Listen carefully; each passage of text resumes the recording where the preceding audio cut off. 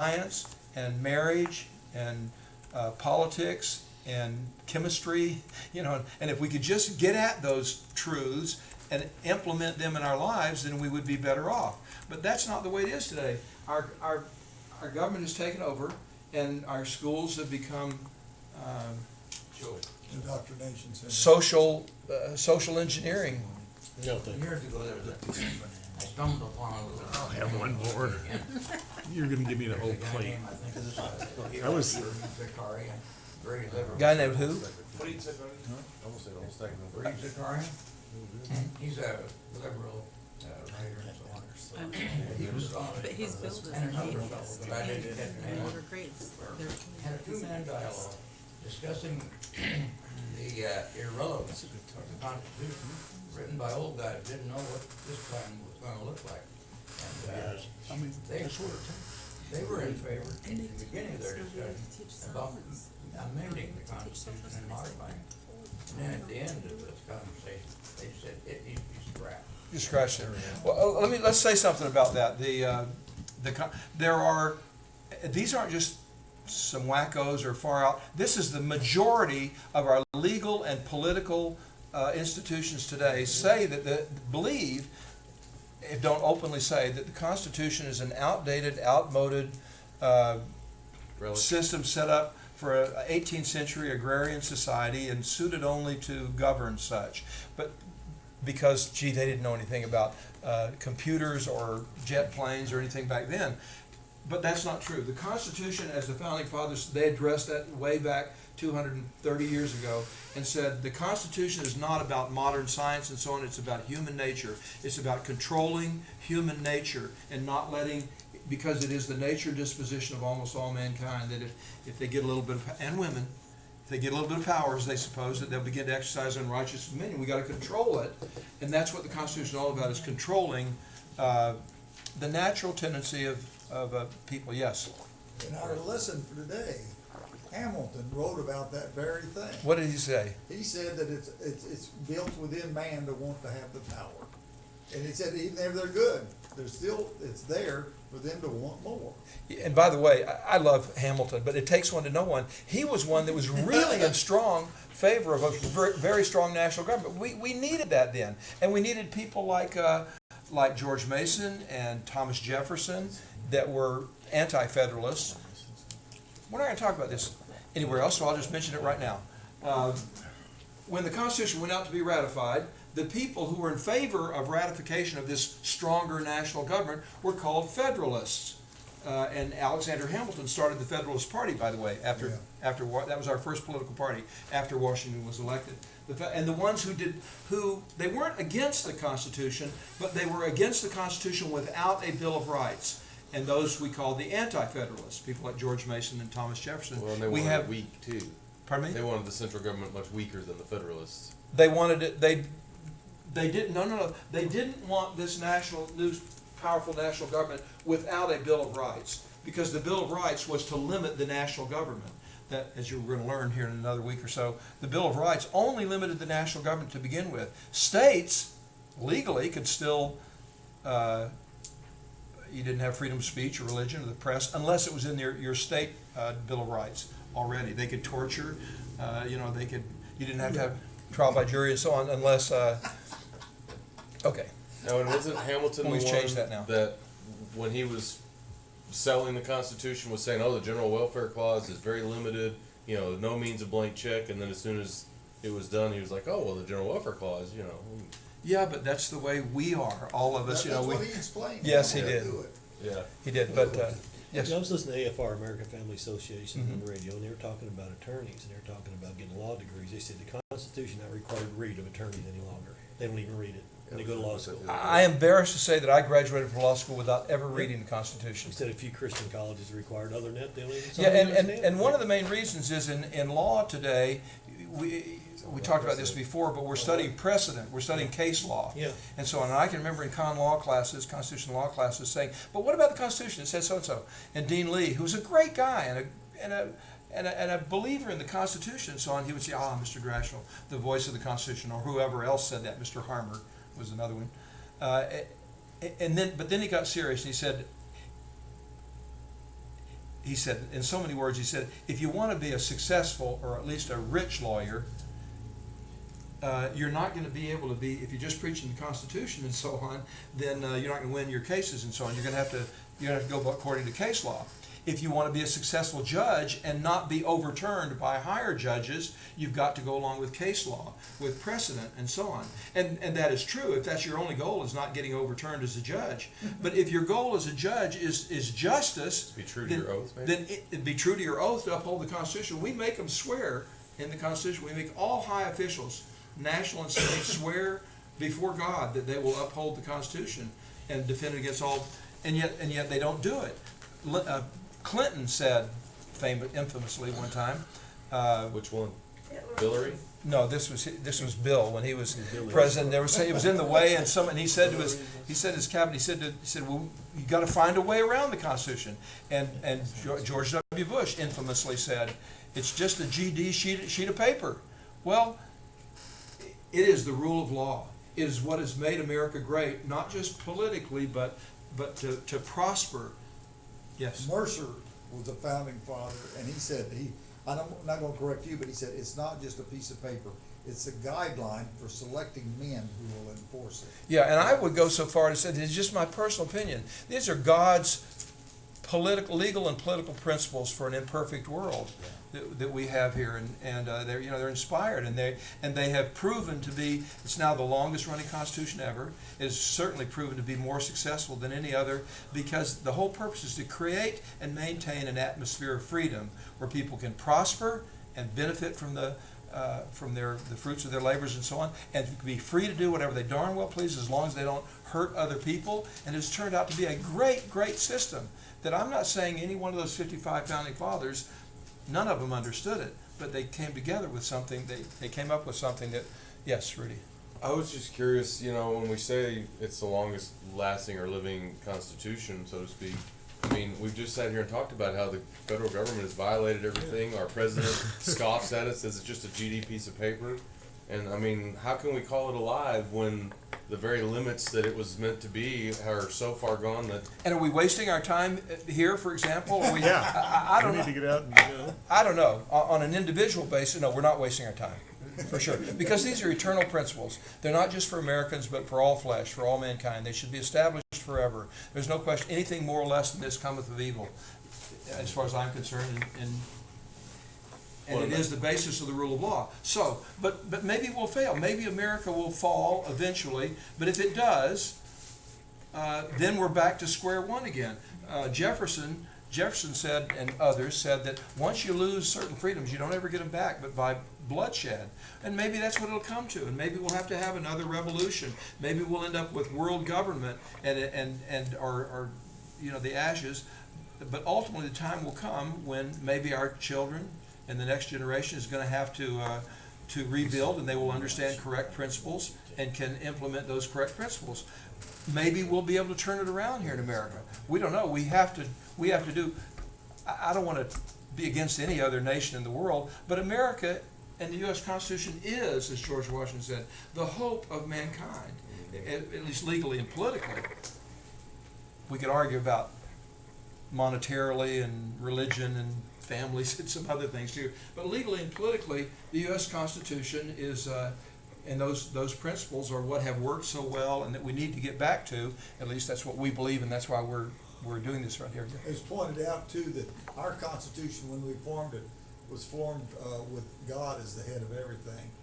The French were doing the Constitution at the same time without God, and theirs didn't last too long. That's right. We had our American Revolution in 1776, and then they had the French Revolution. That a lot of the world likes to say that the French Revolution and the Russian Revolution were kind of like the American Revolution, the small people, but they weren't. They were fake. They were using the people's desire and rights for freedom to switch over to another regime that in both cases was bloodier than the French Revolution switched over to the Jacobins and so on, switched over to, what do we call the new French, the guillotine and so on, and getting chopped. And then, of course, the Russian Revolution.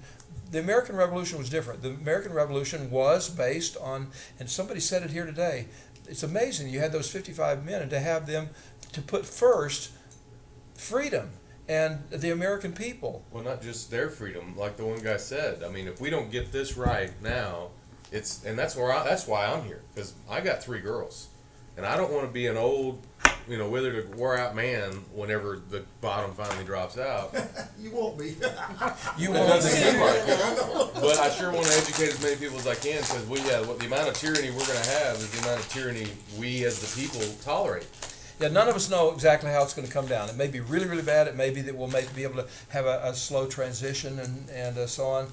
But it doesn't matter. We have to do all that we possibly can. There are correct principles, and one note of hope here. 9/11. When 9/11 happened, all of a sudden, if you remember, people were talking about God and the Constitution. It was amazing for about 3 weeks, and then it started, and then we kind of forgot about it after that. But catalytic events, World War III or whatever, may have some kinds of effects where more people are ready to get back to God and to correct principles and so on.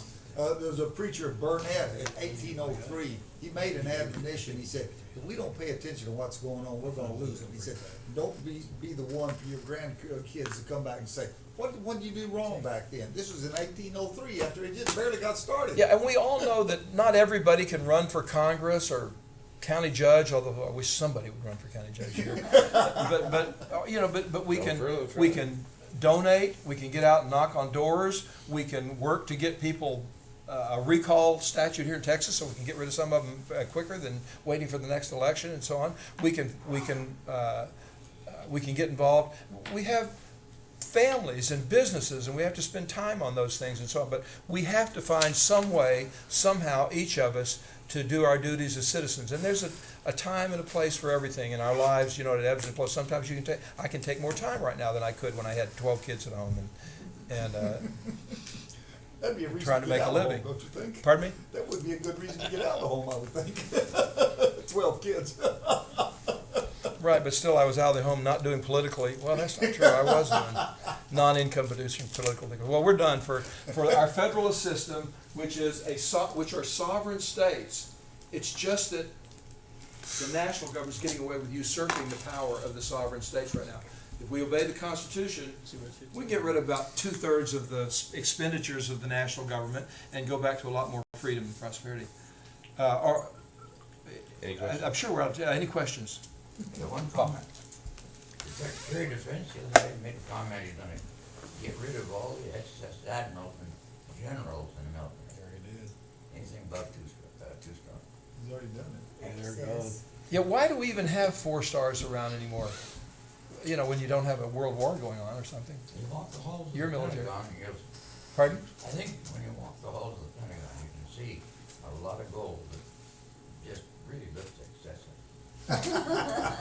Well, I've done that, yes. This is Are Carol. any of the states doing more than others? Yes. In terms of Oh, yes. making their states stronger? And Texas is getting a lot of glory for being more conservative than other states. And we are more constitutional than other states. But I tell you, in my book, Oklahoma That's what I was about to say. has saved our bacon several times. When they had the NAFTA superhighway that was going to go, the first checkpoint for illegal aliens was Kansas City, before they get halfway to Canada.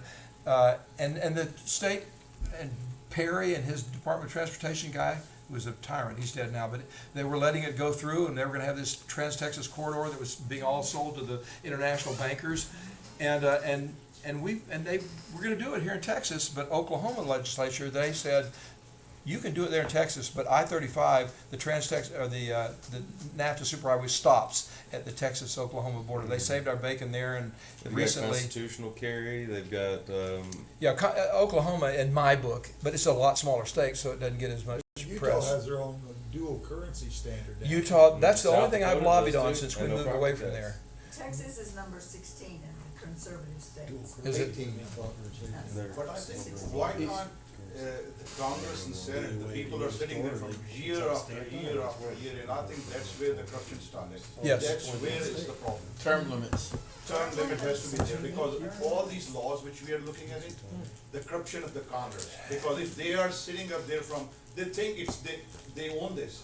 One 1 term, 2 term. There are congressmen from 40 years, 30 years. It looks like I'm back home, you know. You may be right. I will tell you that 40 years ago, and 30 years ago, and 20 years ago, my answer was, hey, we have term limits, you can vote them out. But the truth is, it's hard to vote them out. Congress has a 9 or 10% approval rating, and they have a 93% re-election rating for incumbents in the House, and 95% in the Senate. And so maybe, and there's nothing wrong with term limits. We would have to amend the Constitution for term limits. Article 5. Well, one thing Constitution states. I want to talk about your term limit, because one of the things that people I don't think realize that's very critical is it doesn't matter if we switch hit every session a new congressman. If we allow the government to dole out freebies that it has stolen from we the people, then the people who get elected will have the backing of those that want the freebies. Because the only way we're going to hear their name when the media is all owned, everything we hear is basically propaganda, is the people who are going to do what they want. So we have to get the government back to where it doesn't have any freebies to give. I think with Congress and all this, the third party, which is, I think government is lobbyists.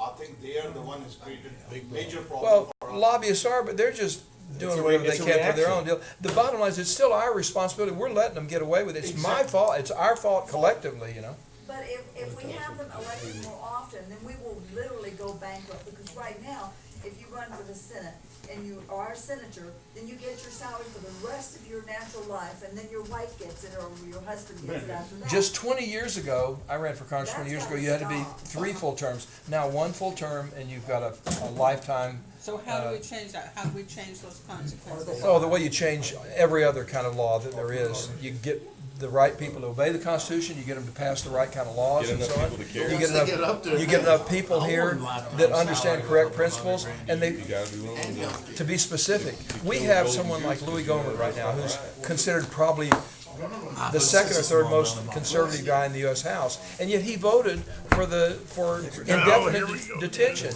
NDAA, in 2011. Why? How could he possibly do that? That's like Louis Gohmert voting for partial birth abortion or something. It's just unthinkable here in East Texas, and yet he did it. How do you, and nobody seems to know about it. I mean, there was a big stink about it with a few people writing letters, but it's because we're not aware, we're not paying attention. We're too busy We're trusting them and and doing our little thing right here. How do we get aware? Is there a station or a news or a? we go to Constitution classes, we get Yeah. involved in. An internet that's more honest than most Listen, of them? listen to Sandy Rios every morning. She comes I need to on turn on Saturday. my Okay. TV. Yeah, is there someone that's more on the level than others? Chris Ann Hall has got some awesome stuff. If you wanted to either listen or look up her stuff. Chris and Paul? She's at Chris Ann Hall is With a excellent. K. Who are you talking about that last week? KRIS. David Barton, is excellent. But there's hundreds of different things that you can do. 40 years ago in law school, I was thinking, what can I do to have an impact? And I remember praying about that and thinking and so on. We can't see the distant future, You don't know what's going to come up in your life, and you don't know if someone's going to drag you to some meeting at 6:30 in the morning and then try to get you to teach a Constitution class, or that you're going to be involved in this kind of a community. There's hundreds, if not unlimited ways that we can get involved. But if people would just do it more, but to begin with, first we've got to understand correct principles. So our deal here is to understand correct principles, and then each individual prays to God and does all the thinking they can to try to come up with ways that they can have an impact. They teach their children and their grandchildren. Yes, sir. I found out the people who don't vote is the ones that have the biggest crab. They crab about the government, but they don't vote to keep it good. And they have the least right to crab about it because they don't vote. That's right. If all the options to vote are gonna grow government, then arguably not voting is a protest in itself. At least if we're doing what we can, now we have more right to crab about it.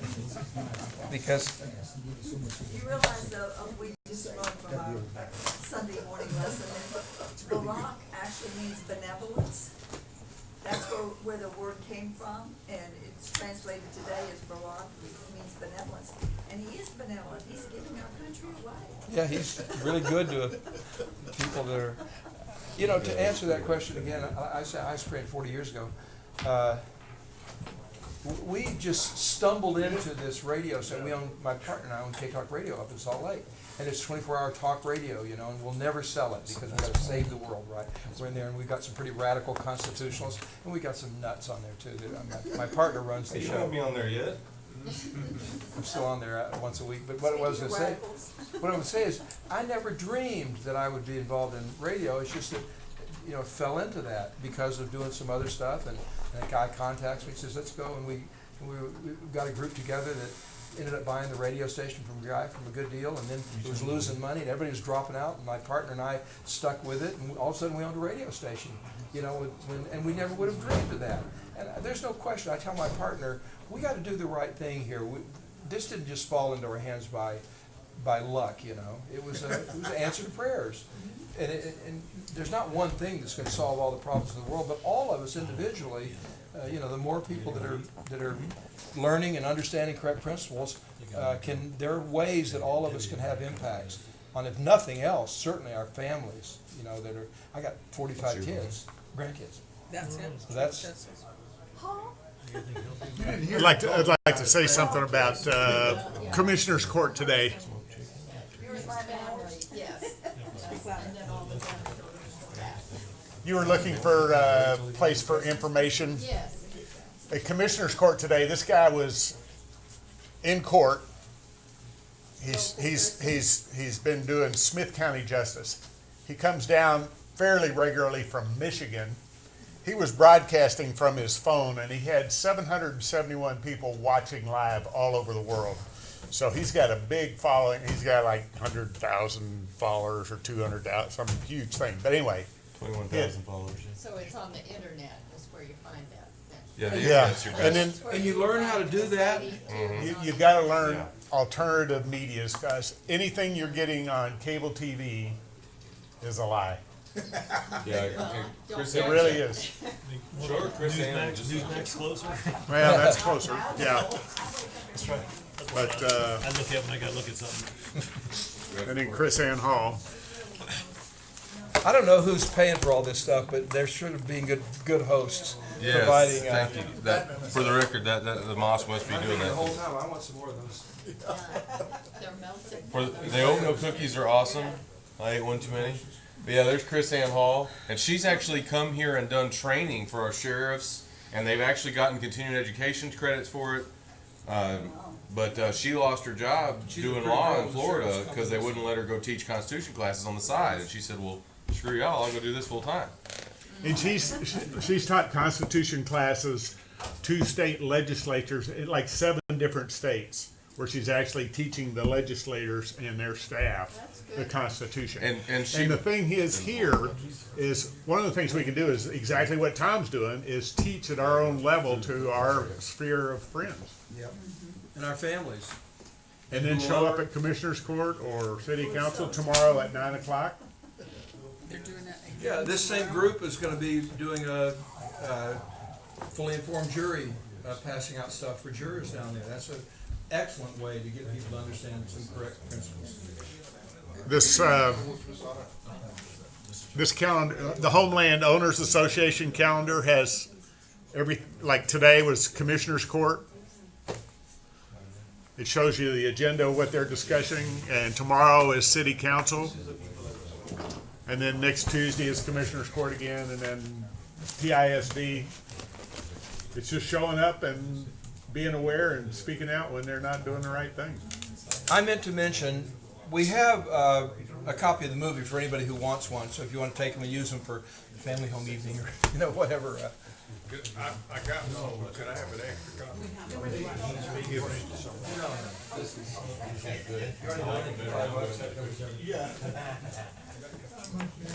Going to dinner.